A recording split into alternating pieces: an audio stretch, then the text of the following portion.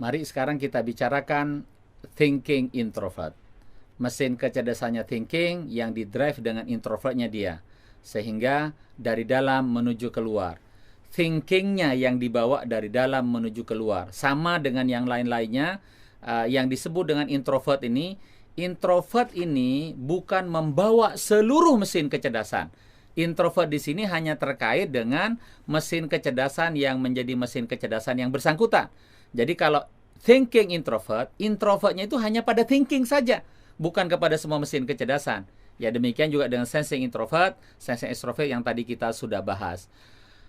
Jenis orang thinking introvert, thinkingnya dibawa dari dalam keluar. Karena itulah orang sensing introvert ini, orang thinking introvert ini sepertinya dia orang yang banyak tahu.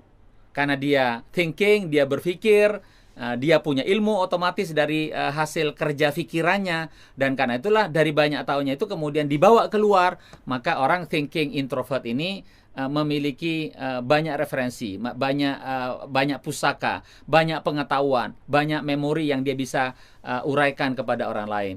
Seringkali kalau dalam bahasa pergaulannya konotasinya yang negatif itu disebutnya sotoy. Nah, ini orang sok tahu. Nah, ini adalah orang thinking introvert. Sesungguhnya orang thinking introvert ini di dalam kerja otaknya dia adalah mengangkat kerja otak itu kepada kompleksitas yang tinggi. Jadi di antara semua tipe personality genetik di mana otaknya bersedia menangani persoalan-persoalan yang kompleks itu adalah thinking introvert. Ya. Tetapi dia memiliki tools, memiliki alat, memiliki cara bagaimana situasi yang kompleks itu dikendalikan, yaitu dengan framework, dengan kerangka kerja. Orang thinking introvert sangat mahir di dalam membuat kerangka kerja, di dalam membuat sistematika, sehingga pikiran yang kompleks itu menjadi sistematis jika ada di tangannya orang thinking introvert. Nah, karena itulah mengapa orang thinking introvert ini dia bersedia untuk menjadi orang yang begitu spesialis di profesinya. Karena dia punya ketajaman mikroskopik, dia berpikir sampai mentok sedalam-dalamnya, itu dimiliki oleh dia kemampuannya. Karena orang thinking introvert berpikir kalau ke atas dia kompleks, kalau ke dalam, kalau ke bawah dia mendalam, sangat mikroskopik. Nah, itu kemampuan yang membuat orang thinking introvert itu sanggup untuk menjadi seorang spesialis pada profesinya. Ya, kerangka kerja menjadi keutamaan di mana dia berpikir, dan tentu saja ketika dia menganalisa sesuatu, analisanya selalu diposisikan untuk mendapat sesuatu yang lebih baik. Kita menyebutnya adalah efektivitas. Dia selalu akan berpikir bagaimana kerangka kerja tadi bila dipraktekkan, bila diimplementasikan, bila dijadikan sebagai rencana itu melahirkan perbaikan, melahirkan efektivitas.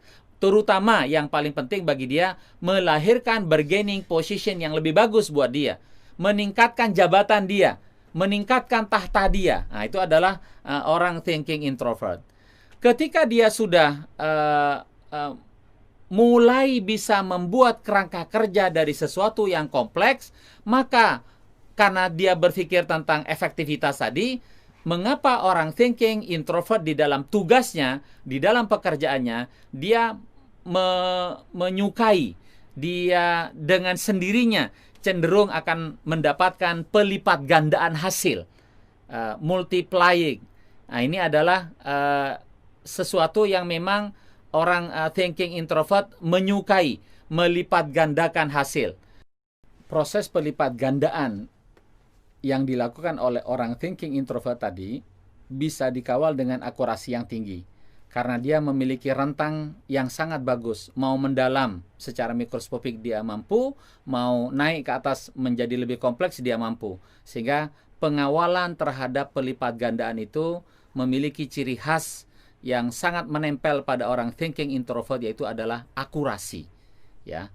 Nah, bagaimana cara orang thinking introvert dalam urusan bercinta?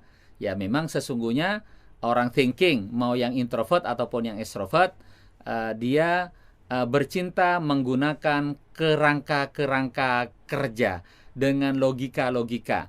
Maka orang thinking, khususnya yang introvert, itu adalah dia berani mempertimbangkan iya dan tidak, memutuskan seseorang ini diterima atau tidak setelah dia menimbang-nimbang dengan timbangan logika apa baik buruknya buat dia, apa untung ruginya buat dia, apa manfaatnya buat dia. Segala sesuatunya ditakar menggunakan kerangka logika, ya.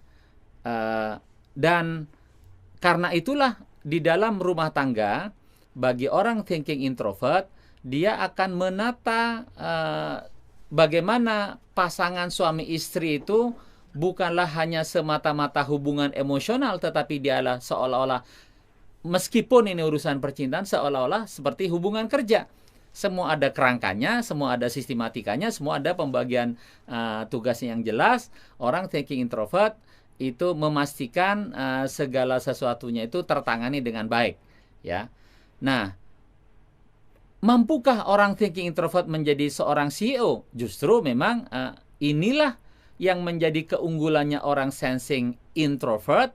Ketika dia berada pada middle management untuk dia merangsek naik ke atas, dia memiliki keunggulan. Di mana keunggulannya? Dia memutuskan dengan logika yang dalam, yang kompleks, yang kemudian dia berpikir dikaitkan dengan hasil, dia bisa memaintain akurasinya. Jadi segala macam yang berbau kehebatan logika ini dimiliki secara tajam oleh orang thinking introvert, tidak dimiliki oleh personality genetik yang lain. Jadi ketika beradu tentang direction, tentang target, how to achieve, tentang planning, tentang membuat taktik-taktik yang sistematis menuju kepada tercapainya target, itu orang thinking introvert adalah jagonya. Maka dia sangat berpeluang untuk menjadi seorang CEO. Ya, dia memang punya kemampuan mengelola tahta, mengelola kekuasaan dengan managerialship-nya, ya, dengan aturan main yang dia buat, dengan sistem yang dia kendalikan, dengan kedalaman, dengan kekomplekan, dengan sistematika, dengan kerangka kerja sebagaimana yang tadi saya jelaskan. Disitulah menjadi selling point-nya seorang thinking introvert. Dan dia adalah orang yang memiliki banyak pengetahuan. Dan dari banyak pengetahuannya itu kemudian orang thinking introvert itu yang kaya dengan database, yang kaya dengan